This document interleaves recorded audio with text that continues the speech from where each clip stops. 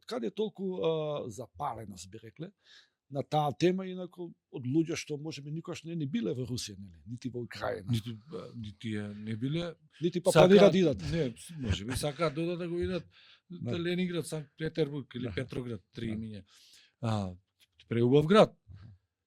Сакаат да отидат можеби во Москва исто да ја видат, тука нема никакви дилеми. Но треба да отидат и некои од нив сакаат да отидат во Киев. Киев се најдрагоцените цркви во историјата на Киевската лавра, за почетокот на христијанството во Русија и така. Таму е Владимир Крстен, мислам, покрстен и така натаму кнезот. Таму исто Киев е преубав град.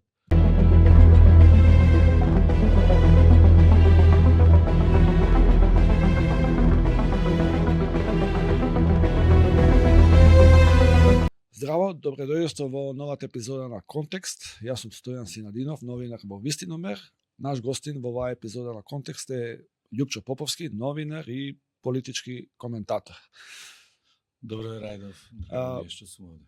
Баш нели сега на пред емисијава зборавме политички коментатор, што е малку поразлично од аналитичар, биејќи нели на постарата таа, да кажеме, терминологија е малку по благодарна, би рекле, нели, пишувачка, поблагодарен пишувачки формат. Сега, знаеш како, порано кога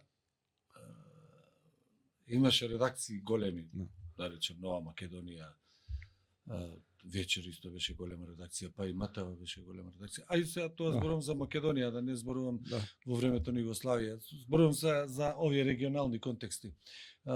Политика, Вјесник, Дело и така натаму, кога луѓето беа и новинари, приправници, новинари, па соработници, некои дописници, уредници, и после ќе дојде една како тоа беше звање, највисока, не како највисока, но титула со почест. Уредник, коментатор.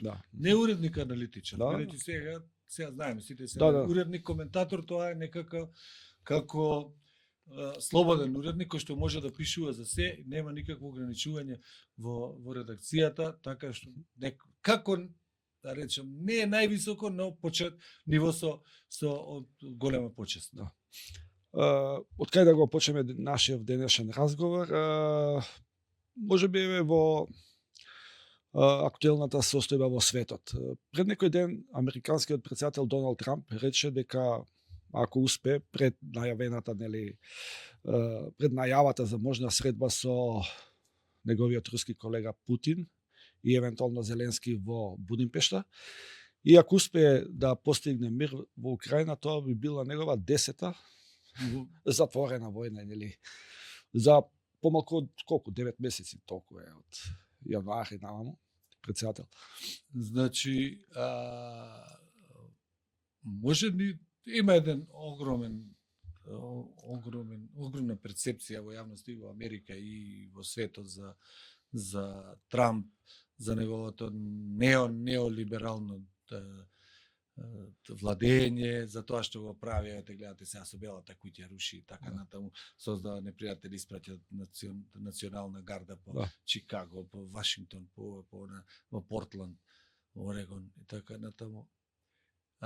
Со огромен притисок се однесува кон своите противници и кон оние што мисли дека може да ги надвладее, но може да му честитаме за одредена работа, за мирот во Газа, кој што е фрагилен. Што е фрагилен, не знаеме за враќањето на заложниците. Само тој можеше на овој или на оној начин да го изврши клучниот притисок врз Нетањаху, да го прифати мировниот договор и во последната тура да ослободи околу 2000 палестински затвореници што се наоѓаат во израелските затвори. Бајден тоа не успеа.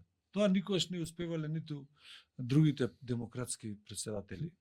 Обама, Клинтон и така натаму. Не успеваа ни републиканските, како Буш и постариот и помладиот, но неприредливоста во карактерот и во однесувањето на Трамп ги плави од политичарите во светот да се плашат. и нека да попуштат. Исто така, според мене, добар успех на Трамп е тоа што се потпиша мировен договор меѓу Ерменија и Азербејџан, што тоа не успеа да го направи Путин, туку влезе директно во Заткавказието, таму кај што интересите на Русија се неприкосновени. Тие дојде во Белата куќа, Илхам Алиев и Никол Пашињан потпиша мировен договор кој што е за да има некаква слободна сообраќајница од Азербејџан низ Ерменија до Нахичеван, што е таа друга енклава на границата со Иран, и кој што ќе наредуваат американски војници. Други успеси нема, не се тоа 10 војни, но и овие се не се мали успеси. Веројатно мислиш и на 12-дневната војна меѓу Иран и Израел, тоа меѓусебното ракетирање, така. Таа одобрена од Иран, од Америка, не мора да се даде зелено светло за да се одобри, но одобрено. Таму потоа конфликтот меѓу Израел и Катар кога ги нападна таму, тоа се инциденти, тоа не се тоа не се. Кога збориме за перцепцијата на историјата данас од 100 и нешто години за американската надворешна политика е дека републиканците ги завршуваат војните што ги започнале демократите. Постои така една перцепција, зашто секогаш као републиканците ги завршувале војните. Последно е од минатиот средина на минатиот век Кенеди со Виетнамската војна, па доаѓаме до Никсон или натаму Буш, Ирак. Но без разлика на тоа, тргнавме од светот затоа што сакав да цитирам една твоја колумна кај што го споменувате Джулиано да Емполи, еден од трендовски или модерни политички мислители во Европа, кој вика дека не чувствува обврска да се биде оптимист. Што мислиш ти за општо оптимизмот? Да. Значи, има различни некој е што е песимист, разумен оптимист, контролиран мислам. Не, затоа што се надоврзуваш на таа негова реченица, говоречи дека и во Македонија дека луѓето треба да се разбудат и да видат што се случува околу нив. Што се случува околу нас? Не, проблемот е што ние, ја готуваш текстот за Емполи, да Емполи беше на одреден начин потикнат од изјавата на претседателка на Копенхаген. Таму за тоа кантијанизам, макиавелизам, дека нашите политичари живеат како оној филмон во, како се викаше, со кој? Под стаклената купола, Труман шоу. Труман шоу. Труман шоу, кај што живее под стаклената кутија Джим Кери. Джим Кери, кога ти се гледа некој друг свет надвор, а ова всушност е дека тој тоа беше светот на реалити шоута, светот на реалити, ама гледа дека ова што го живее, ова е само во таа околина и ние отприлика се однесуваме како да живееме овдека во некој реалити шоу и значи кој зборува за кантијанизам? Дури ни филозофите не зборуваат толку за кантијанизам, сега не си дам право ја дека сум филозоф, не сум тоа. Но ти мора да се соочиш со реалноста на светот. Се соочи и Нетањаху се соочи со реалноста кога мораше да склучи договор со Хамас, иако не сакаше дека и владата можеше да му се распадне, но се соочи со притисокот на Трамп, кој беше необјасниво голем врз него, за да покаже Трамп дека успеал да спречи проширувањето на некоја војна. Така и наши, мислам, тие дека претседателка да се разбира може да цитира кого сака и како сака, во кој контекст да го стави, мисли дека тоа е незиното право да ги споредува настаните во светот. Тука немаме никаква забелешка и не треба ни да имаме. Тоа е апсолутно некаков модус вивенди за незиното функционирање. Но треба нашиве да се обзрнат и да видат како функционира реално во Европа политиката. И сега таа книга што е Волшебникот од Кремљ, што можат да ја набават нашиве читатели, што ја цитирам јас во Джулиано да Емполи, тоа кај нас не е преведена преведен на српски, може сега е сајм на книгата по Белград, може да некој од некого да ја нарача и да види што е тоа што да Емполи го разликува од Макијавели и од другите мислители, кај што тој не дава уроци или образци како треба да се раководи, туку ги толкува начините на раководењето и како политичарите кои што се на одредени позиции во Европа може да искористат од неговите компаративни анализи нешто за тоа како може да се раководи одредена држава. Да, овој разговор го водиме меѓу два круга локални избори и ми се чини дека освен на дефокусирањето од тие битни теми, евроинтеграциите, нели? Колку тие се користат за пласирање на тие дезинформацијски наративи? Европа не сака, нели, бараме гаранции.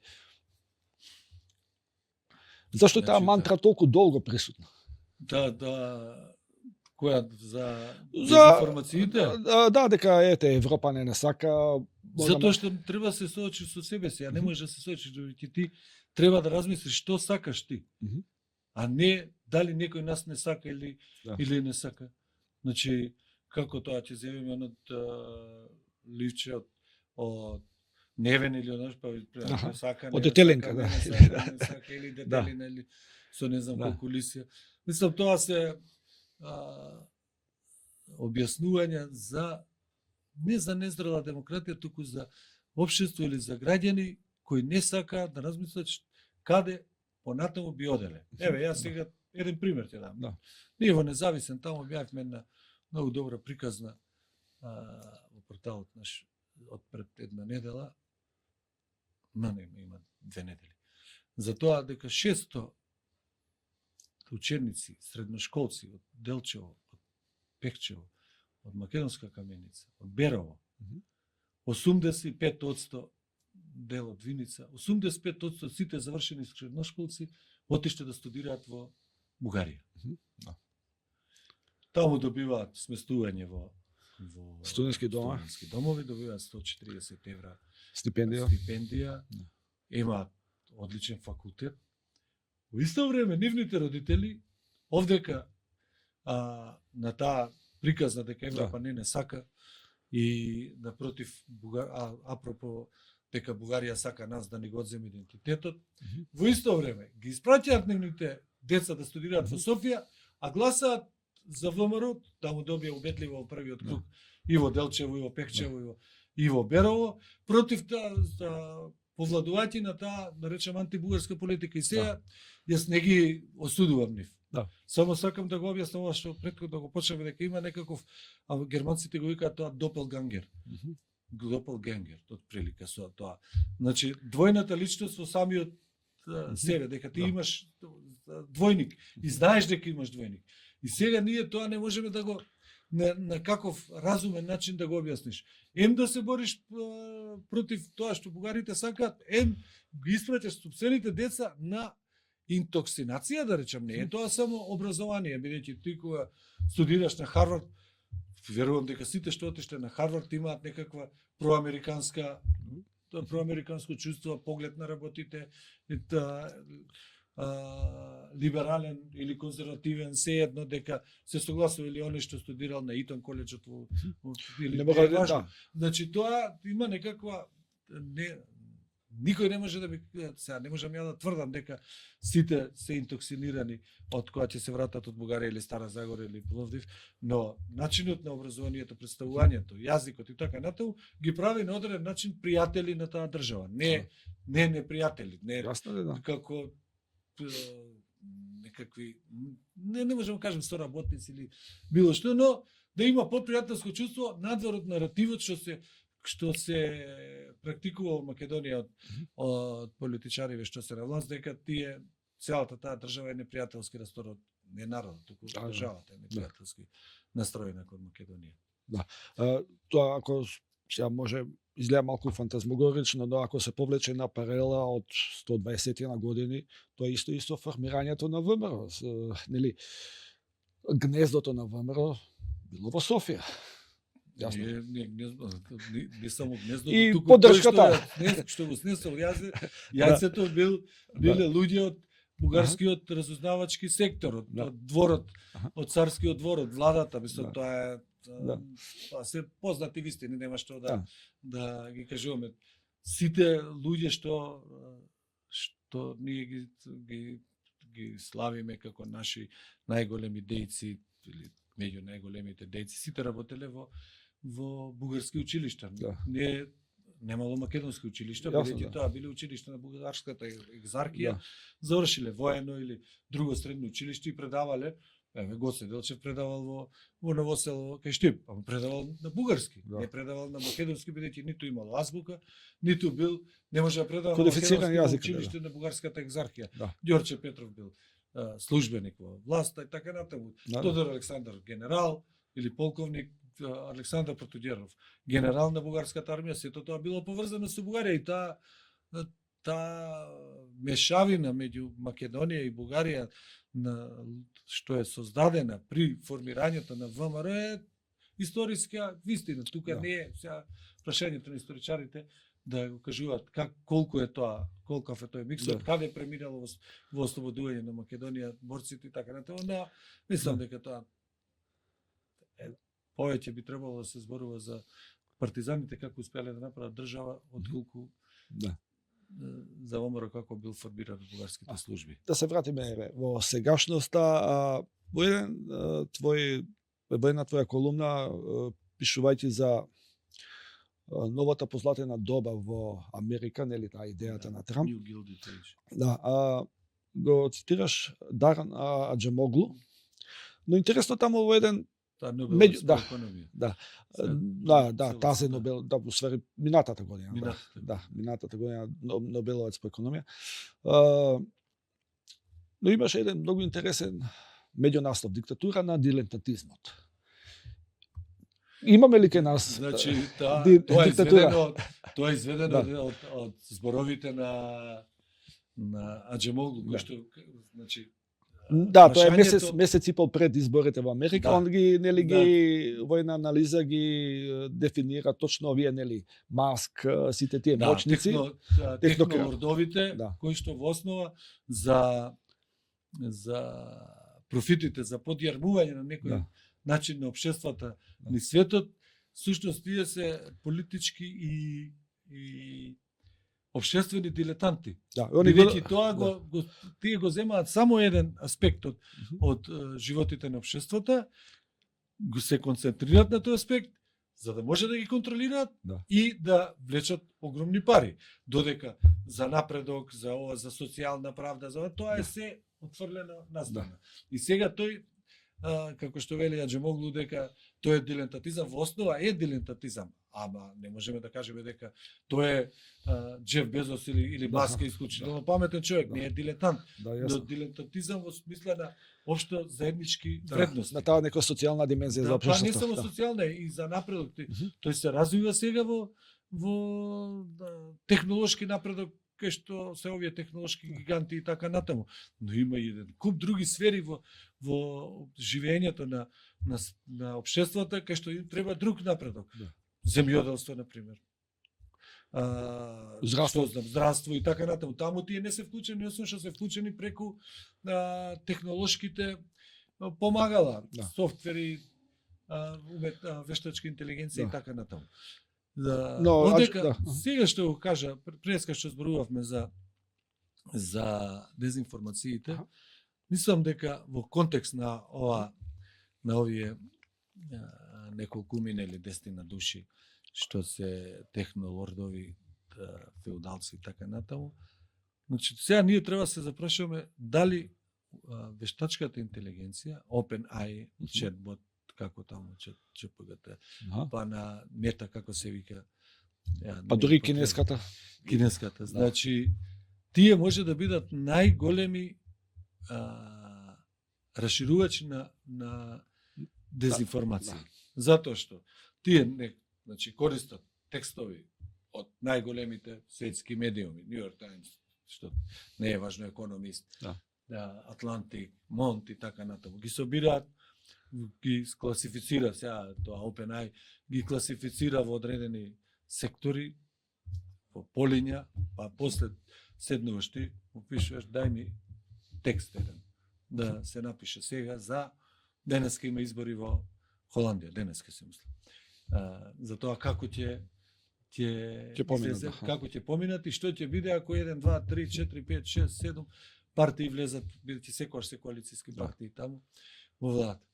И сега ако OpenAI собере информации кои што се лажни вести и направи текстови, значи тука јас или ти сме напишале лажен текст, со мислам, текст кој што содржи лажни информации, не мора да е целиот лажен текст. И после тој се оди на OpenAI и се продуцира како текст кој што е напишан од вештачкава интелигенција и го преземаат не знам колку, не само од Македонија, туку го преземаат од Кашмир, од Индонезија, од Рејкјавик, од било каде, тој станува мејнстрим текст, а полн со лажни факти. И сега како тоа, не е тоа само Русија, да речеме, носи дезинформации, лажни наративи на Балкан и така. Туку мислам дека ситуацијата станува многу по-комплицирана и потешка за решавање. Овдека можеш на одреден начин да спречиш, например, лажни руски наративи. Сега ние сме повозрасли двајцата, но не знам, мислам дека би требало да се сеќаваш некаде 94-95 година, Фрчковски кога беше, или 93-та, кога беше министар за внатрешни работи. До 94-та беше, да. До 95-та беше, да, до 95-та. После 96-та стана во февруари за надворешни работи. После атентатот на Кипар, да. Тој како министер забрани увоз на српскиот печат во Македонија. Политика, вечерни новости, Политика експрес, ТВ новости и така натаму. Зашто беше суштина не беше регулиран увозот на Не беше регулиран, но во основа тоа беше забрана и не можеше да се увезе овдека по таа ставка не можеа да бидејќи ги увезуваа српски вестници, компании, бизнес компании, Time, Newsweek и тие не можеа да се, па се бараше начин. А тоа беше, значи беа преполни тогаш тие вестници со наративот на Милошевиќ да се забрани тој просрпски националистички наратив, бидејќи војната веќе беше почната во Босна, во Хрватска и така натаму, за да се одбрани Македонија тие штетни и дезинформацијски наративи. Сега мислам тоа малку мина се сеќаваат, повозрастните се сеќаваат. Или можеби некои од нив заборавили. Но сега тоа како можеш да го спречиш? Не можеш никако да спречиш. Ова ќе оди преку интернет. Така, ја може да ширам лажни наративи и да кажувам ќе оди преку интернет. Кој ќе го спречи или ти да кажуваш нешто што е полувистина.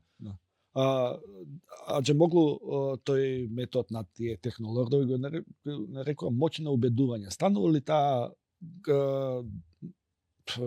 да кажеме доминантна желба, како волја за таа моќ на убедување во светот, а и ке нас? Ќе стане еве сега како да земам еден пример кој што може да изгледа како неповрзан, но е директно поврзан. Еве со уривањето на источното крило на Белата куќа. Значи изградбата, уривањето и изградбата ја плаќаат најбогатите, не плаќаат даночните обврсници, не плаќаат. И сега тука се од луѓе во бизнисот што се занимаваат со разни работи, не е важно со трговија, со финансиски средства, разни фондови и така натаму, до луѓе кои што се дел од ова технофеудалните господари на светот. Па те може тие да те убедат дека сега новата сала за балови ево нешто што и треба на Америка. Не е тоа премногу комплицирано да се направи. Барем ја така мислам. Не, затоа што таа сала за танцови, болрум, ќе биде само за оние кои што можат да дојдат таму, само кои што се поврзани со таа елита. Ама може да се представи прилично убедително дека тоа е многу добра работа за народот. Дека таа сала од 300 милиони, кој што никој нема да види, тоа што изгледа можеби поголема од главната зграда на Белата куќа, е добро. И сега тука доаѓа улогата, е добра за државата. Тука доаѓа улогата на овие на технолордови за моќно убедување. Тоа не мора да го прават во смисла директно, ова е добро, туку на начинот на кој што се пласира приказната, на кој што се одвојуваат деловите од таа приказна, кои што се представуваат во јавноста, преку милиони, преку подкасти, преку платформите како Twitter, Facebook, Instagram, TikTok, ај сега, тој е, ама може и TikTok да го прави без оглед што не е американски, за да се повлада администрацијата. Ти можеш да добиеш представа дека ова стварно човеков нешто фантастично ќе направи отколку тие простори. И ова сега го земам како еден банален пример. Може би не е најсоодветен, но има една Лара Лурмер, што е многу влијателна на социјалните мрежи, на Твитер. И таа предвидува што треба да направи, туку и му кажува на властите, на администрацијата во Америка што треба да направи, соапсење на овој, соапсење на тој и така натаму со национални гарди. И таа е најчесто следен и слушан поединец во администрацијава во Белата куќа. Таа пред некаде 2018 година Твитер и го укина профилот. Таа се врза со синџири таму пред седиштето во Њујорк, да прикаже дека незиниот збор е задушен, нема слобода на печатот. С која Маск го презеде Твитер и сега стана X, тој го врати профилот. Сега незините приказни за убедување за таа мага Америка, за која што 50 милиони луѓе се следбеници или 30 милиони на Лара Лурмер има огромно влијание врз администрацијата. Таа има моќно убедување, тоа што вика Аџемоглу на моќно убедување. Значи Маск како технолорд и овозможил таа да го направи, тој не мора тој директно, да? Тама преку него, преку неговата платформа, таа ги добива моќта на убедување да креира политики, а што е инфлуенсер, да речеме. Не е нешто, ама има големо влијание. Да, не е политички мислител. Да. Ова сега што го говореше, само да смениме неколку термини и мислам дека добиваме и совршена слика на руската пропагандни наративи. Нели, манипулацијата со информациите, начинот на кој што нели Русија сака да ја прикаже незината воена интервенција во Украина. Но ајде да видиме таму, после 2,5 години, дали се уште важи она правило дека Русија не треба да изгуби, а Украина треба да победи. Таа некоја равенка, мислам дека се турка со и во наративите не да се мислам дека сега сме поблиску до она што го прифати Зеленски, дека конфликтот треба да се замрзне на сегашниве линии на борбата. Тоа значи овој Донбас некаде 80 нешто, Донецк најмалку има освоено, Русија негде 73, другиот дел е околу 99%, 75% од Херсонската и 75% од Запорожската област, и дека тоа Украина на тоа се согласува. И мислам дека тој наративот веќе е усвоен под жито, дека тој наратив е усвоен, освен во Русија, дека Путин сака победа или ништо друго. Ние тие наративи, тоа сакам да, значи рефлексијата на тие наративи кај нас. Од каде толку запаленост би рекле на таа тема, инаку од луѓе што можеби никош не биле во Русија, нели, нити во Украина. Нити не биле, нити па планираат да идат. Не, можеби сакаат да го видат Ленинград, Санкт Петербург или Петроград, три имиња. Преубав град. Сакаат да отидат можеби во Москва исто да ја видат, тука нема никакви дилеми. Но треба да отидат во и некои од нив сакаат да отидат во Киев. Киев се најдрагоцените цркви во историјата на Киевската лавра, започетокот на христијанството во Русија. Таму е Владимир Крстител, мислам, покрстени така натаму кнезот,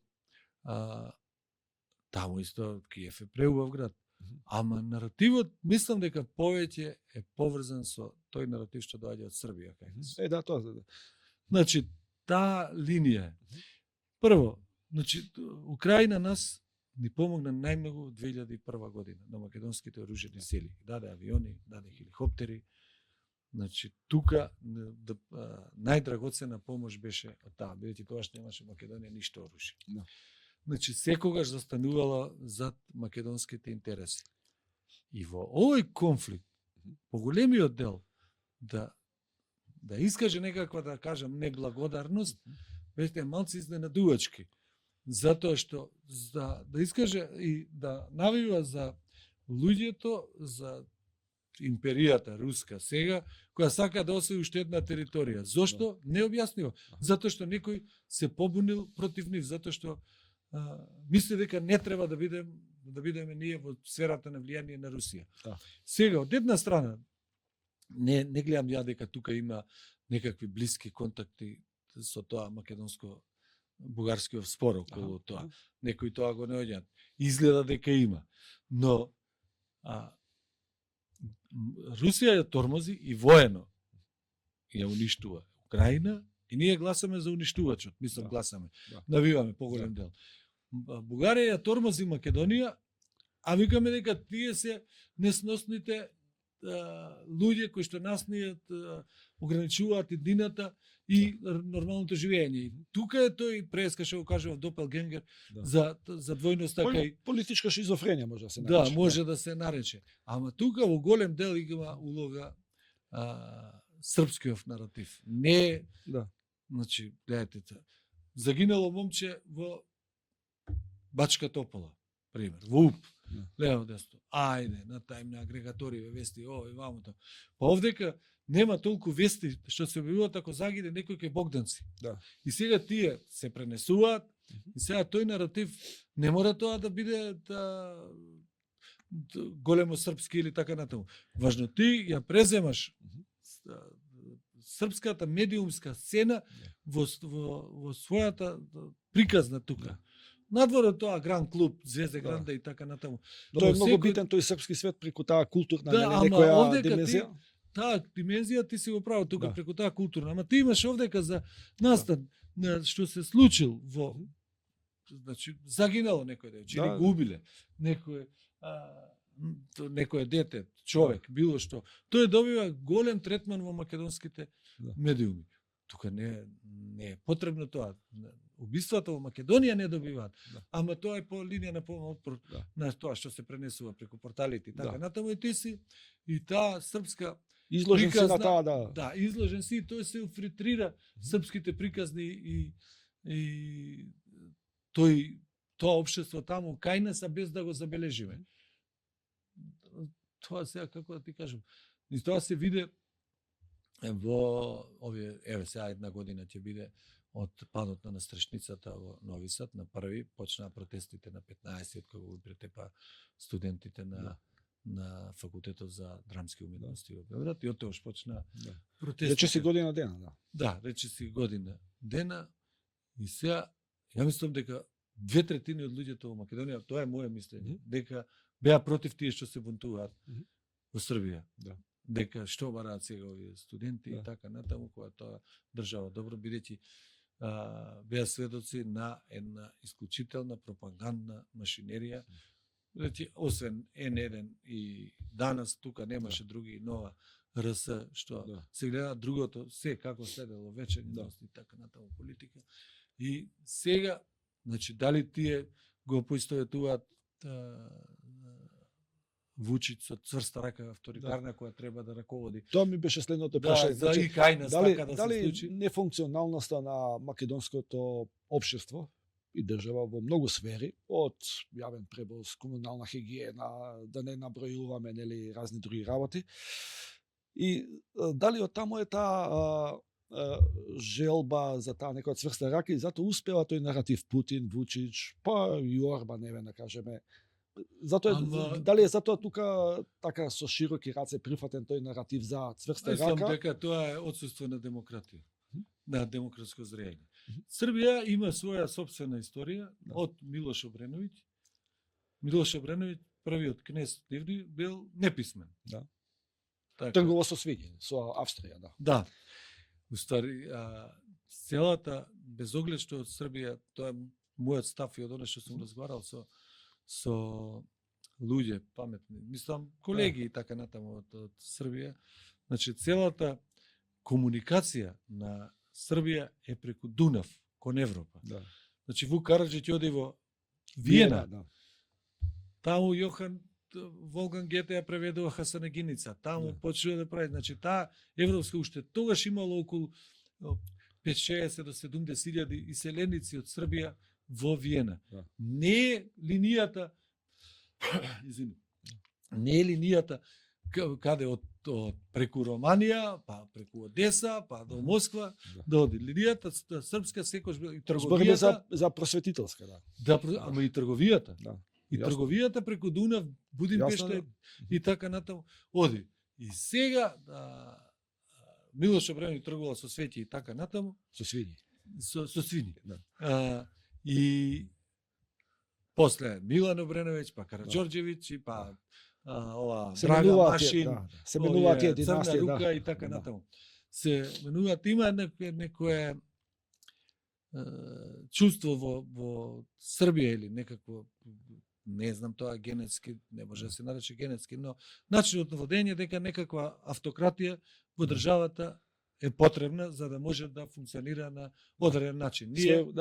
Своевремено новинарот, директор долгогодишен на РТС Александар Тијанич, он викаше тврдам дека за србите најдобро државно уредување е диктатура прошарана со атентати. Тоа беше и дури пред убиството на Џинџич, да. Пред убиството на Џинџич, има атентат Александар Караџорџевиќ, Александар Обреновиќ. Но пак ли станува тука збор, например, еве Србија кон тој некој запад, наспроти Русија и например еве да земеме пример Македонија, Бугарија. Пак ли станува збор за некоја политичка шизофренија? Ама срцето на една страна, а разумот на друга страна. Еве дали сега преска тие спомна Оската, Будимпешта, Белград, Скопје сега што се прави. Веќе втор мандат во Будимпешта, градоначалник е Габор Гергели, значи човек од опозицијата, кој што беше претходно и кандидат за висока функција во новата влада, на тој кандидатот Нивни, како заборев. Да. Добро, не. На ривалот на Орхан, да. Да. Нема врска. Добро. Значи, 2 мандати има. Значи, таа либерална се прави, но Будимпешта не може да освои. Да. Ги освојува сите со тие изборни геримандеринг, што прекројување сега е многу комплицирано и опозицијата добија 10% повеќе гласови да ги добие изборите, тоест да има освоено повеќе пратеници. Да.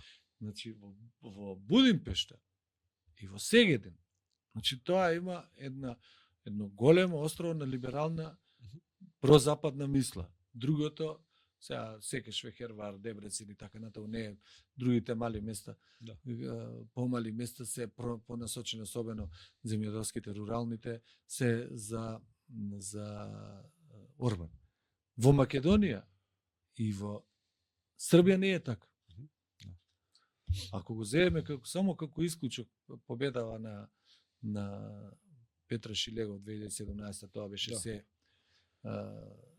последица на настаните во македонскиот парламент и тоа Шилегов победи во првиот круг, што се немаше случајно и од тогаш се нема случајно. За град Скопје, за град Скопје, да. Во Скопје нема либерална, сега и претходно беше и на претходниве избори, на претходните гласања 2021 само општина Центар више. Да речам некој не е тоа поврзано со СДСМ, туку така по-либерален, по-слободен наратив. Другите се во Москви, тука нема, Скопје не е место на слободната мисла или не ме сваќаат погрешно, но Да, се разбира, ова е да. понационалистички град во однос на Будимпешта. Да. А и Белград е станат, тоа е сменет од времето на Богдан Богдановиќ и така Да. натаму други, Бранко Пешик.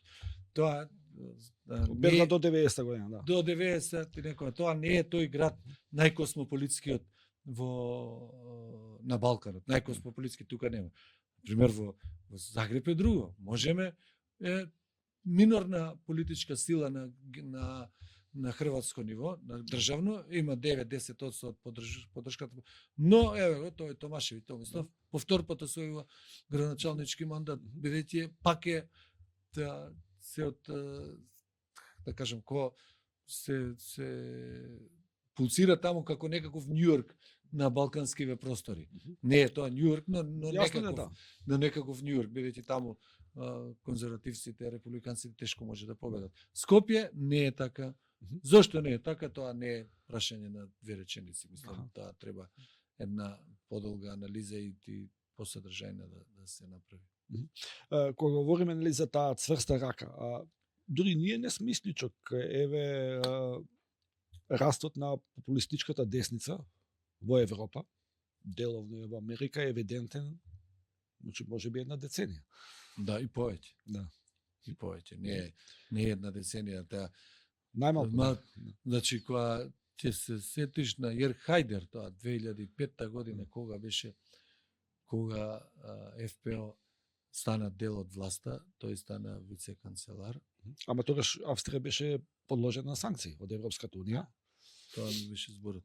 Значи, тогаш, после тој загина, после 3-4 години. Да, моја сообраќајна несреќа. Некоја вечер враќајќи се од некаде. Тврде дека било од геј клуб. Да, за дека беше тврде, дека било така. Ама тоа не е... Да, контрапункт на неговиот десничарски, нели, она наратив. Да, дека тој е десничар, а е се враќало таму, да. Тогаш и беа одземени гласачките права на Австрија. Што току беше влезен на 7-8 години, колку во ЕУ. Беше екскомуницирана. Да. Значи, Волфганг Шисел, мислам дека беше тогаш премиер. И сега, 20 години подоцна, крајната десница е мејнстрим во европскиот политички живот. Денеска тоа би било незамисливо. Молам? Тоа е незамисливо денеска би било. Еве, например, со Фицо, па и Орбан, нивните соработки со Русија, они викаат тоа е наш, нели, прашање на екзистенција економска, мораме руска нафта, руски плин. Да, ама и не можат ништо. Да, не можат ништо, ама има тука една дискрепанца. Значи во Финска исто во коалицијската влада е десницата. Да. Во Шведска слободна шведски демократи на Јими Акесон не е во владата, но ја поддржува владава на Улф Кристерсон на умерената десница, освен бидејќи таа сама не може да има мнозинство и влада е како малцинска влада, ова не знам, но спроведува некои одредени политики кои што би можеле да се на умерената десница, на крајнава десница. Роберт Фицо е левичар, значи тие беа дел од левичарската група со социјалисти и демократи. Он потекнал од она, ние што би рекле сојуз на комунисти. Да, значи така, не е тоа. Овие Орбан беше дел од ЕПП, не е Орбан крајна десница. Е популистички десничар, може да има националист. Има многу блиски идеолошки врски со крајната десница, но не е тој десничар како што е, на пример, партијата Вокс во Шпанија на Абаскал, Сантиаго. Или пак, иако се здружуваат многу со Матео Салвини и Лига, има допирни точки, но не можеш да поистоветиш дека Фидес е иста како Вокс.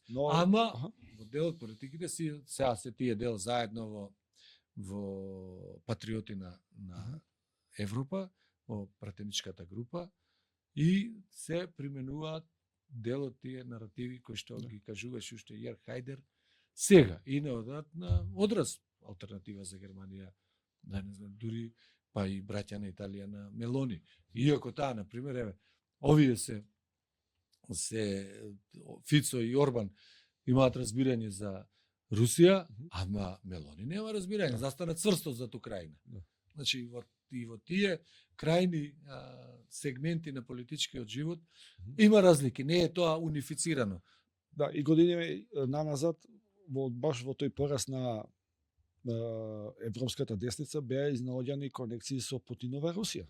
Па имаше, на пример, национален собир на Марин Ле Пен, зеде кредит од една од поголемите руски банки, за да може да финансира кампањата за избориве и пред 3 години. Што бе, сега не изе, меѓу другото и за тоа се водат некои истраги. Таа можела да земе кредити од Societe Generale, не е важно, некоја француска банка, но отишла таму веројатно заради тоа што условите биле подобри, драматично подобри. Не ја прашувале зашто ти се парите, како ќе ги употребиш или злоупотребиш, и нашла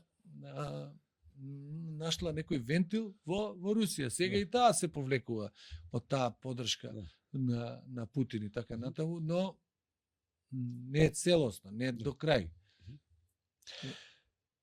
Вака сега на крај да заклучиме, како што почнавме. Вреди ли да се биде оптимист? И за нас и за светот. Се разбира, тогаш не би требало да правиме ништо тоа што го правиме.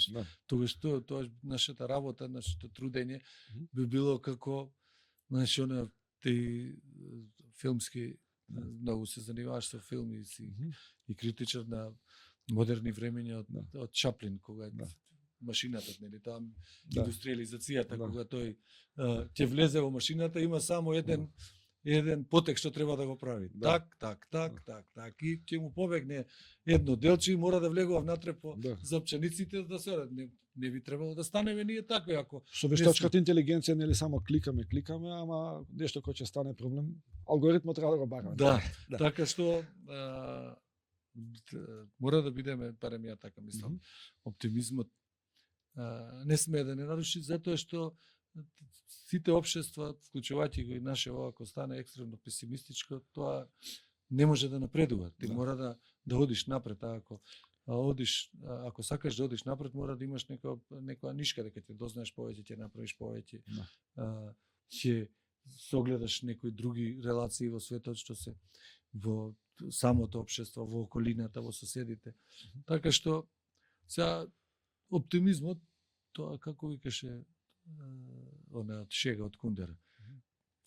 Опиум за народот. Да, оптимизмот е опиум за народ, да живее Троцки и ќе го испратат после таму во затвор да лежи. Работен логор Рудник, да. Така што не треба да не напушти оптимизмот. Благодарам многу, Љупчо. Ова беше Љупчо Поповски, политички коментатор во оваа епизода на Контекст. Пријатно.